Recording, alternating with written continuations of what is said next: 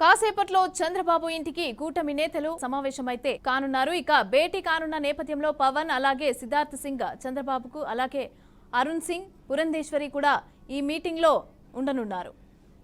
రెడ్డిగా చంద్రబాబు నివాసానికి అయితే అరుణ్ సింగ్, పురంధేశ్వరి అలాగే జనసేన అధినేత పవన్ కళ్యాణ్ వీళ్ళంతా కూడా కూటమి నేతలంతా కూడా సమావేశం కానున్నారు చంద్రబాబు ఇంట్లో. అయితే దీనికి సంబంధించి పూర్తి డీటెయిల్స్ మా ప్రతినిధి ఏడుకొండలు అందిస్తారు. ఏడుకొండలు చెప్పండి, బాబు ఇంట్లో కూటమి నేతలైతే సమావేశం నిర్వహించనున్నట్టుగా మనకైతే తెలుస్తోంది. అయితే ఎలాంటి వ్యూహాలు, ఎలాంటి చర్చలు ఏ విధంగా ఉండబోతోందంటారు? ఎన్నికలకు సంబంధించి ఏ విధమైనటువంటి చర్యలు తీసుకోవాలనుకుంటున్నారు? ఎలాంటి వ్యూహాలు రచించే అవకాశం ఉందంటారు అందరూ కలిసి? మమత ఈ రోజు మరికొద్దిసేపట్లో అటు ఉండవల్లిలోని టీడీపీ అధినేత నారా చంద్రబాబు నాయుడు నివాసంలో కూటమి ప్రధాన సభ్యులందరూ కూడా భేటీ కానున్నారు. ముఖ్యంగా ఏదైతే అటు బీజేపీ నుంచి రాష్ట్ర అధ్యక్షురాలు పురంధరేశ్వరి, అలాగే జనసేన నుంచి పవన్ కళ్యాణ్, టీడీపీ నుంచి చంద్రబాబు నాయుడు భేటీ కానున్నారు. అయితే ఇటీవల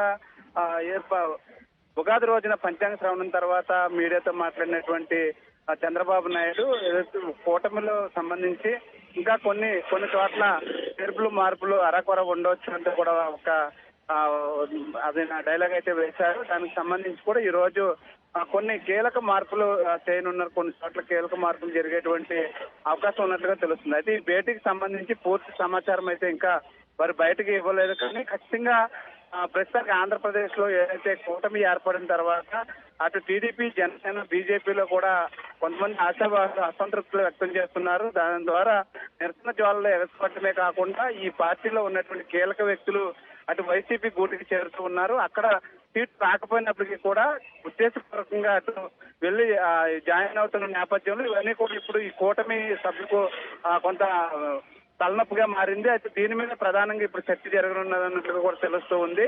అయితే ఇప్పుడు కొన్ని చోట్ల అయితే సీట్లు మార్పులు చేర్పులు కూడా ఉండవచ్చు అని చెప్పేసి చంద్రబాబు నాయుడు చేసినటువంటి వ్యాఖ్యలకు ఈ రోజు భేటీకి ఖచ్చితంగా దగ్గర సంబంధం ఉన్నదన్నట్లుగా అనుకుంటున్నారు. అయితే ముగ్గురు సభ్యులు, కూటమి సభ్యులు కూర్చుని సాయంత్రానికి ఒక క్లారిటీ ఇచ్చేటువంటి అవకాశం ఉంది. బహుశా అటు పశ్చిమ గోదావరి జిల్లా, తూర్పు గోదావరి జిల్లాకు సంబంధించి కొన్ని ఏదైతే నిరసన జ్వాలలు గట్టిగా ఎగసిపడుతున్నాయి. అలాగే ఇటీవల తాజాగా చూస్తే ఇటు విజయవాడలో పోతిని మహేష్ జనసేనకు అత్యంత క్రియాశీలక పాత్ర పోషించినటువంటి ఆయన ఇప్పుడు వైసీపీ ఆ తర్వాత వచ్చి జనసేన మీద అనేక రకాల తీవ్రమైనటువంటి వ్యాఖ్యలు చేయడం ఇవన్నీ కూడా చూస్తే ఖచ్చితంగా కూటమికి కొంతవరకు కూడా ఇది మైనస్ గా పరిగణించేటువంటి అవకాశం ఉంది. కాబట్టి రాష్ట్ర వ్యాప్తంగా ఉన్నటువంటి సభ్యులను ఏ విధంగా బదిలించాలి అనే దాని మీద కూడా భేటీ కానున్నారు. అలాగే రాబోయేటువంటి సార్వత్రిక ఎన్నికలకు సంబంధించి వ్యూహాత్మకంగా ఎట్లా వెళ్ళాలి, అలాగే మరోవైపు చూస్తే కొన్ని TDP,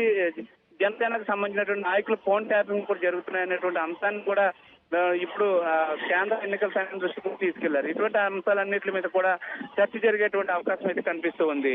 Mamata. Thank you Yedukondalu.